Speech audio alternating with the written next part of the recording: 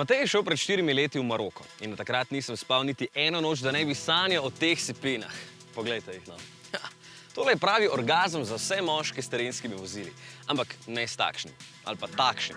Sploh pa ne s takšnim. Ampak tudi pri Amaroku se lahko malo zatakne, če ne poznaš vsakega kotička puščave.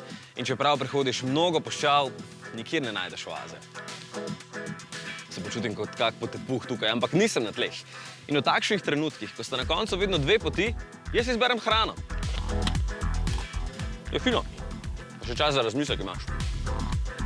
Pot sem začel podobno kot Matej, v Ševšavenu, ki je znan po najboljšem hašišu in po lepih modrih fasadah.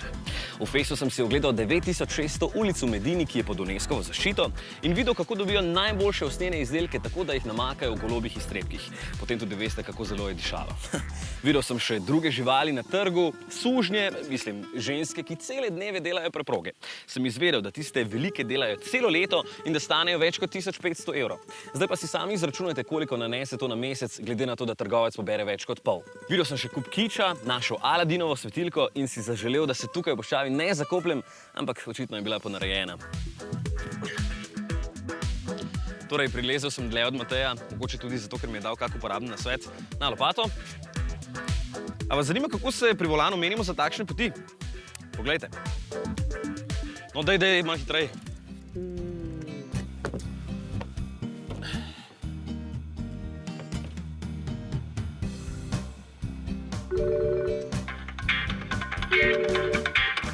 Ja, Halo, kaj delata? nič. Ja, gremo v Maroko. Šticajt. Ja, okej. Ja, okej, Leon. Ajde, A ja, kdaj pa? moj važen. Pa smo tu. No in že takoj vam lahko dam en krasen nasvet, ker vem, da ste pogosto v puščavi. Najprej rabite 2 delavca. Fino je, če imata lopati. Problem nastane, ker avto nasede in se kolesa vrtijo v prazno. Prva rešitev je, da spustite tlak v pnevmatikah in nato nasujete pesek pod kolesa. Če imate pomočnike, lahko še pretresete avto, da je še več peska pod kolesi, in če še to ne pomaga, uporabite podnice. V bistvu je osnovno pravilo potovanja v puščavi to, da greste v paru, ker sami ne boste mogli skoraj nič. No in na koncu je bila zame najboljša rešitev drug avto, ki se parkira takole na trdnem terenu in potegne ven. Skratka, kup zabave, dokler se ne izgubiš tukaj v okolici Marzuge. No, jaz sem se k sreči ob krasnem kampu pod največjo sipino tukaj, ki je visoka preko 160 metrov, zdaj pa naprej v Zagoro. A sta?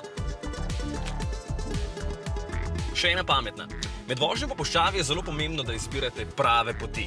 Zdaj, ko boste šli prvič, itak ne boste imeli pojma, zato previdno dol, potem pa poln gas do vrha in stop.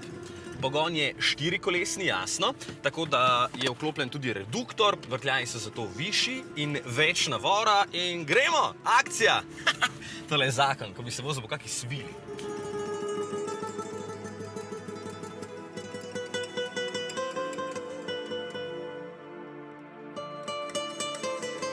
Ves dan bi se lahko preganjal po teh peščenih sipinah, tako fino je. Ampak tudi Amaroko kar hitro zmanjka v kakšen konkreten peščen klanec. 2-litrski motor je pač pršvoh, zato komaj čakam, da pride 3-litrski, pa je že letos jeseni. Ja, bom očitno mogel nazaj, da ga preizkusim. Ja, tudi v Zagorju je bilo krasno. Lastnik prenočišča nas je peljal na ogled starega Kazbaha, ki so ga Židi zgradili pred več kot 500 leti in ljudje še danes živijo v njem in izdelujejo kič. Pravi čar Maroka je pa tole. Sem našel eno krasno lokacijo sredi oaze, tukaj južno od Atlasa in je noro. Mir, prekrasna narava. Če bi bilo še malo bolj toplo, bi se še kopal v tej reki tukaj. No, imam pa vsaj dateljne, ki rastejo na teh palmah in ta nasad ob reki je dolg 350 km, tako da nekaj jih je. No, lahko vam povem, da tudi vsak dan spijem vsaj liter viskija, pa pogledajte, kako dobro izgledam. Je pa res, da nima alkohola, ker je v bistvu čaj. In mu tukaj domačini v šali pravijo Berber whisky. Prejle mi je šef tukaj povedal, da že leto in pol ni padal dež. Za tiste, ki imajo radi ves čas čiste avte, tole ni, ker je prahu toliko, da moraš imeti med vožnjo stalno zaprte šipe, da se ne zadušiš. Bo kar treba spucati zračni filter v civilizaciji. Nič, zdaj pa še zadnji kos poti, potem pa dolga pot domov.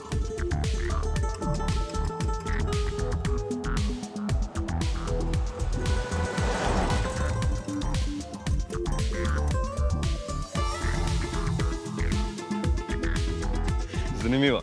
Če bi plaval točno tukaj, bi bil že čez 6000 km na Floridi, kjer sem plaval pred točno 1 letom. Ok, resno. Za vse, ki razmišljate o takšni avanturici, bo pomemben še kakšen podatek. Dodatno zavarovanje kasko velja samo v Evropski uniji, tako da smo za čas v Maroku za Amaroka sklenili še dodatno zavarovanje, ki je stalo okoli 270 evrov. Nafta je trenutno zelo poceni. Liter stane okoli 70 naših centov, tako da je bil najdražji del poti vožnje po Evropi, kjer smo samo za cestnine odšteli 170 evrov v eno smer, potem 350 evrov za trajekt za 4 osebe za tja in nazaj in še slabih 300 evrov za gorivo v eno smer. Se kar nabere, ja?